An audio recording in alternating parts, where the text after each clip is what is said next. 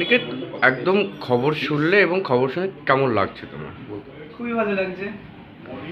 একটু চেষ্টা করেছিলাম, এবার সফল মানে ফলটা এরকমভাবে বুঝতে পারিনি। যাই হোক, ভালোই লাগছে। কত হয়েছে? কত হয়েছে? কত র্যাঙ্ক করেছো? 9 প্রাপ্ত নম্বর কত? 687। কিভাবে এই খবরটা পেলে?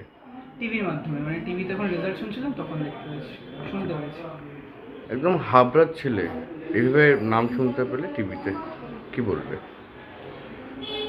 দেখুন, সবাই তো চেষ্টা করে, এবার যার চেষ্টাটা যেবার পাড়ায় সেই মানে সেবার মানে আমার ভালোই লেগেছে। হাবড়ার একটা ছেলে, আমার ভালোই লেগেছে নাম্বারটা পেয়ে।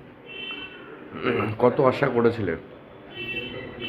আমি ওরকমভাবে কিছু এক্স্যাক্ট 690 বা 680 এরকম কিছু আমি আশা করিনি। আমি ভেবেছিলাম একটা ভালো রেজাল্ট করবে, সেটা 9th হয়ে যাবে বুঝতে পারিনি।